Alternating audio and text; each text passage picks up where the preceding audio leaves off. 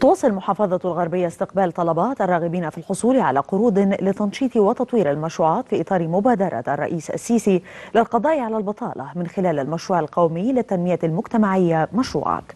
ومع فتح آفاق جديدة أمام الشباب الطموحين للعمل، تبرز بعض السلبيات والشكاوى التي تعوق نجاح هذا المشروع القومي. التقرير التالي يلقي الضوء على بعض هذه السلبيات.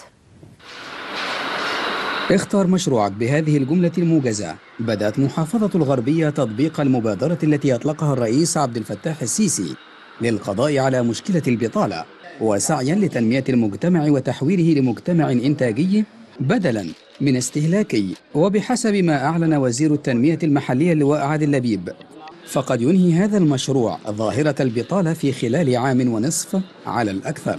منذ افتتاح هذا المشروع في المحافظة في إبريل الماضي، تلقى القائمون على المشروع مئات الطلبات من مواطنين من مختلف الفئات العمرية يستفسرون عن أبرز المشاريع المقدمة والتيسيرات، ووصل عدد المتقدمين حتى الآن في الغربية إلى 545 متقدما على مستوى المراكز المختلفة. الأرقام وإن كانت في ظاهرها قليل، إنما ده خد الشكل الجدي اللي هو تمهيدا لأنه هو يبتدي بالفعل. واحنا لما نقول الارقام دي خدت الشكل الجدي في خلال اسبوعين او 3، انا بعتبر ان ده مؤشر ايجابي مش مؤشر سلبي. لكن هذا لم يكن كافيا، فقد وقف الروتين حائلا دون استيفاء الاوراق بالنسبه للراغبين من الشباب.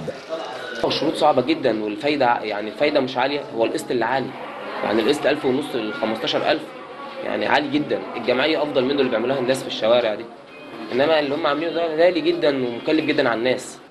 التجار واصحاب المحال التجاريه ايضا يرون ان لا فائده تعود عليهم. وعملوا اعلانات وبدون فوائد وفي الاخر وفاجئ اللي هي 15% كتير. انا لو رحت قدمت على كارد معدات بالنسبه للصندوق الاجتماعي قال لك 7%. انا اروح للبرنامج بتاع الرئيس يقول لي 15%. طب ازاي؟ مشاريع كثيرة يتضمنها برنامج مشروعك، لكن يتوقف تنفيذها على دراسات الجدوى التي يعرضها القائمون على البرنامج للراغبين من المواطنين، إلا أن هذه الدراسات يراها البعض غير مطابقة للواقع.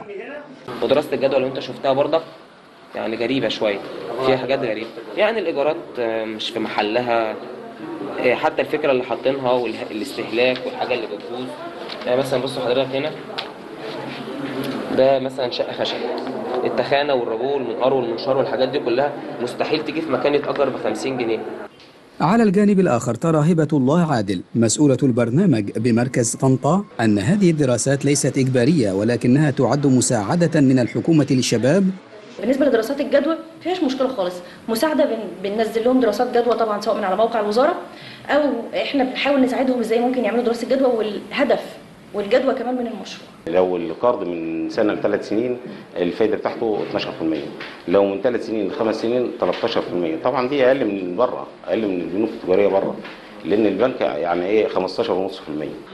آمال وطموحات كثيرة ينتظرها الشباب وتقابلها تعقيدات تحتاج للتذليل، وفي النهاية النتيجة ستكون حتما إيجابية، فالقضاء على البطالة حلم ربما يراه الكثيرون بعيد المنال، لكن رحلة ال1000 ميل تبدأ عادة بخطوة. وختاما هذه تذكرة بأبرز العناوين.